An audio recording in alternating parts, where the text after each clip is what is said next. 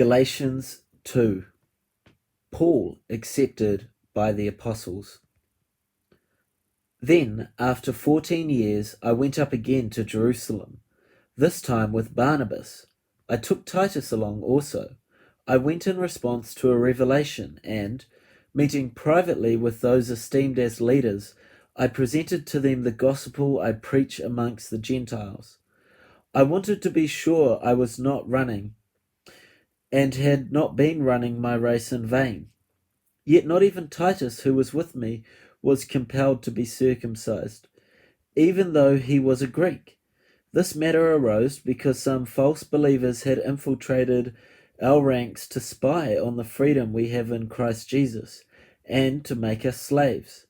We did not give in to them for a moment, so that the truth of the gospel might be preserved for you. As for those who were held in high esteem, whatever they were makes no difference to me. God does not show favoritism. They added nothing to my message. On the contrary, they recognized that I had been entrusted with the task of preaching the gospel to the uncircumcised, just as Peter had been to the circumcised. For God, who was at work in Peter as an apostle to the circumcised, was also at work in me, an apostle to the Gentiles. James, Cephas, and John, those esteemed as pillars, gave me and Barnabas the right hand of fellowship when they recognized the grace given to me. They agreed that we should go to the Gentiles, and they to the circumcised. All they asked was that that we should continue to remember the poor, the very thing I had been eager to do all along. Paul opposes Cephas. When Cephas came to Antioch, I opposed him to his face, because he stood condemned. For before certain men came to Jerusalem, he used to eat with the Gentiles.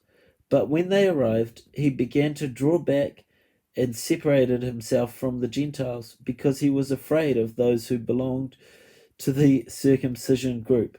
The other Jews joined him in his hypocrisy, so that by their hypocrisy even Barnabas was led astray.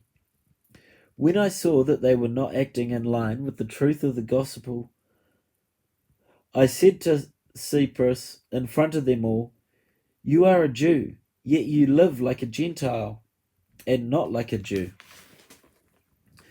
How is it then that you force the Gentiles to follow the Jewish customs? We who are Jews by birth are not sinful Gentiles. Know that a person is not justified by their works of the law, but by faith in Jesus Christ.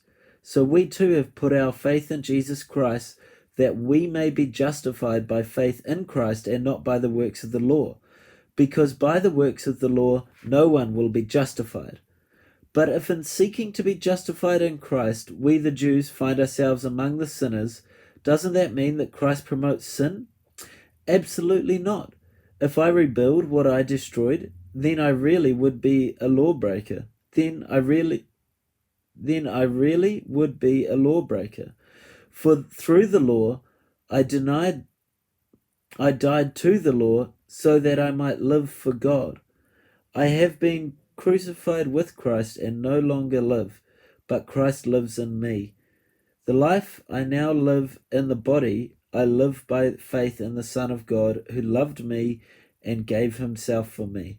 I do not set aside the grace of God, for if righteousness could be gained through the law, Christ died for nothing.